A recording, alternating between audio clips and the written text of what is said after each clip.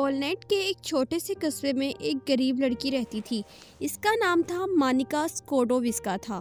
وہ ٹیوشن پڑھا کر گزر بسر کرتی تھی۔ 19 برس کی عمر میں وہ ایک امیر خاندان کے 10 سال کی بچی کو پڑھاتی تھی۔ بچی کا بڑا بھائی اس میں دلچسپی لینے لگا۔ وہ بھی اس کی طرف مائل ہو گئی۔ چنانچہ دونوں نے شادی کرنے کا فیصلہ کیا، لیکن جب لڑکے کی ماں کو پتہ چلا تو اس نے آسمان سر پر اٹھا لیا۔ اس نے مانیکا کو کان سے پکڑا اور پورچ میں لا کر کھڑا کیا۔ اس نے آواز دے کر سارے نوکر جمع کیے اور چلا کر کہا، دیکھو یہ لڑکی جس کے پاس پہننے کے لیے صرف ایک فراک ہے، جس کے جوتوں کے تلووں میں سوراخ ہے اور جسے 24 گھنٹے میں صرف ایک بار اچھا کھانا نصیب ہوتا ہے، وہ بھی ہمارے گھر سے۔ یہ لڑکی میرے بیٹے کی بیوی بننا چاہتی ہے۔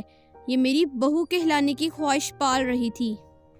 تمام نوکروں نے کہکا لگایا اور خاتون دروازہ بند کر کے اندر چلی گئی۔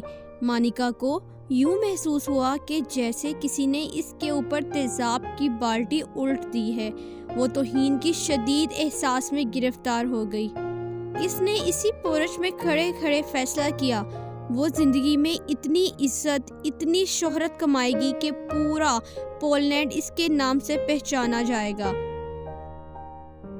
یہ 1891 تھا۔ یہ پولینڈ سے پیرس آئی تھی اور یونیورسٹی میں داخلہ لیا اور فزکس پڑھنا شروع کر دی۔ وہ دن میں 20 گھنٹے پڑھاتی تھی۔ اس کے پاس ایک تھیلا بھی نہیں تھا۔ جو کچھ جمع پونجی تھی وہ اسی میں گزر بسر کرتی رہی۔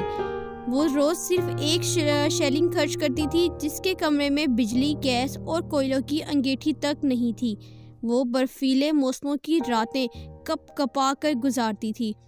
جب سردی برداشت سے باہر ہو جاتی تو وہ سارے کپڑے نکالتی تھی اور آدھے بستر پر بچھاتی تھی اور آدھے اوپر اوڑھ کر لیٹ جاتی تھی۔ پھر بھی گزارا نہ ہوتا تو وہ اپنی ساری کتابیں ہٹا کے اپنی کرسی تک کو اپنے اوپر گرا لیتی تھی۔ پورے 5 برس اس نے ڈبل روٹی کے سوکھے ٹکڑوں اور مکھن کے سوا کچھ نہ کھایا۔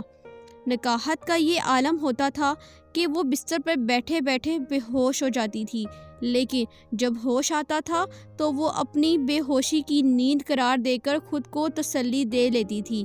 وہ ایک روز کلاس میں بے ہوش ہو گئی۔ ڈاکٹر نے اس کا معائنہ کرنے کے بعد کہا، آپ کو دوا کے بجائے دودھ کی ایک گلاس کی ضرورت ہے۔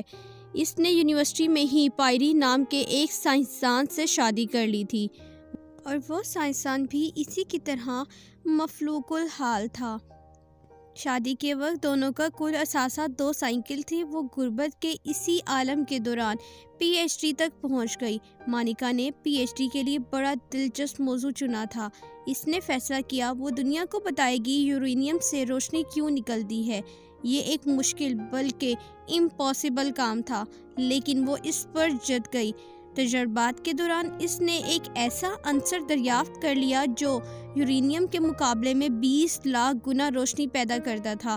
وہ اس کی شعاعیں لکڑی، پتھر، تانبے اور لوہے گرز دنیا کی ہر چیز سے گزر جاتی ہیں۔ اس نے اس کا نام ریڈیم رکھا۔ یہ سائنس میں ایک بہت بڑا دھماکہ تھا۔ لوگوں نے ریڈیم کا ثبوت مانگا۔ مانیا اور پائری نے ایک خستہ حال احاطہ لیا جس کی چھت سلامت تھی اور نہ ہی فرش۔ وہ 4 برس تک اسی احاطے میں لوہا پگھلاتے رہے۔ انہوں نے تنہا 8 ٹن لوہا پگھلایا اور اس میں سے مٹر کے دانے کے برابر ریڈیم حاصل کی۔ یہ 4 سال ان لوگوں نے سرگرمیاں ہوں یا سردیاں اپنے اپنے جسموں پر جھیلے۔ بھٹی کے زہریلے دھوئیں نے مانیا کے پھیپھڑوں میں سوراخ کر دیے، لیکن وہ کام میں جتی رہی۔ اس نے ہار نہیں مانی، یہاں تک کہ پوری سائنس اس کے قدموں میں جھک گئی۔ یہ ریڈیم کینسر کے لاکھوں کروڑوں مریضوں کے لیے زندگی کا پیغام لے کر آئی۔